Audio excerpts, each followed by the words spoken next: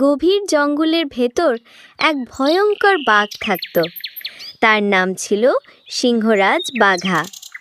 বাঘা ছিল শক্তিশালী কিন্তু একটু অলস। খাবারের জন্য বেশি দৌড়াতে তার ইচ্ছে করত না, তাই সব সময় সহজে শিকার করার সুযোগ খুঁজত। একদিন দুপুরবেলা বাঘা গাছের ছায়ায় শুয়েছিল। তার পেট তখন বেশ খালি, গর্জন করছে। হঠাৎ দূরে দেখতে পেল নদীর ধারে কিছু পশু পানি খেতে এসেছে। বাঘার চোখ চকচক করে উঠল। আহা, ওই হরিণটা কি মজাদার দেখাচ্ছে, কিন্তু ধরতে গেলে তো দৌড়াতে হবে, এভাবে হবে না, কিছু বুদ্ধি খাটাতে হবে। ঠিক তখনই বাঘার মাথায় একটা বুদ্ধি এলো। সে নদীর ধারে গেল, গাছের আড়ালে লুকিয়ে রইল।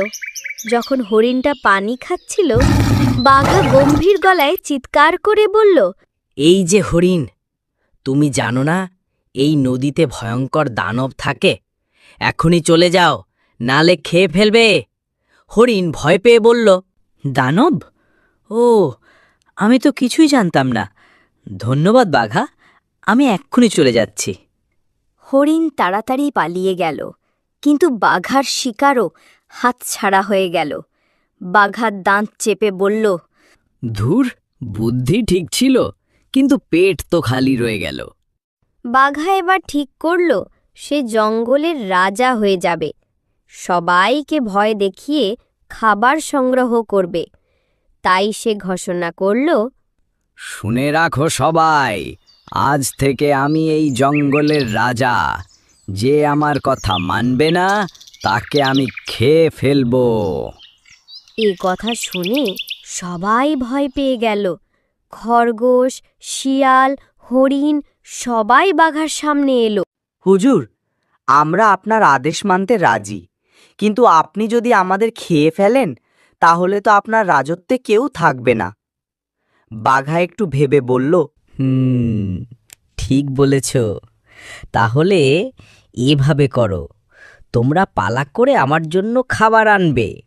এতে তোমাদের কেউ মরবে না, আমারও পেট ভরবে। সবাই রাজি হয়ে গেল। প্রতিদিন একটা করে পশু বাঘার জন্য আসতে লাগলো।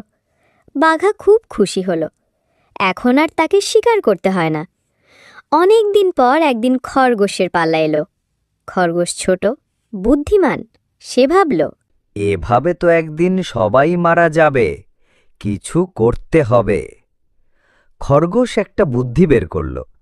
সে ইচ্ছে করে দেরি করে বাঘার কাছে গেল।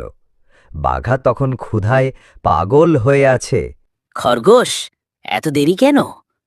হুজুর, আমি তো সময় মতোই রওনা হয়েছিলাম, কিন্তু পথে এক ভয়ঙ্কর বাঘ আমাকে আটকাল। সে বলল, সেই আসল রাজা, আপনি নাকি নকল। বাঘা গর্জন করে উঠল, কি? আমার জঙ্গলে আরেক রাজা? তাকে এক্ষুনি মারতে হবে। কোথায় সে? খরগোশ বলল, হুজুর, সে একটা কুয়োর কাছে আছে। আমাকে বলল তোমাকে নিয়ে আসতে। বাঘা খরগোশের সাথে গেল। খরগোশ তাকে একটা বড় কুয়োর কাছে নিয়ে এলো। খরগোশ ইশারা করে বলল, এই যে হুজুর, কুয়োর ভেতরে তাকান। বাঘা কুয়োর ভেতরে তাকালো। পানি ছিল একদম পরিষ্কার। বাঘা সেখানে নিজের ছায়া দেখল। সে ভাবল, এটাই সেই বাঘ।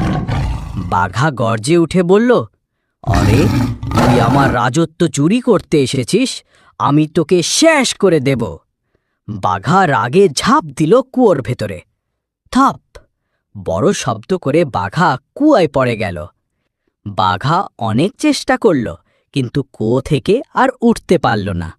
খরগোশ হাসতে হাসতে বলল, যার অহংকার বেশি তার পরিণতি এমনই হয়। খরগোশ খবরটা জঙ্গলে ছড়িয়ে দিল।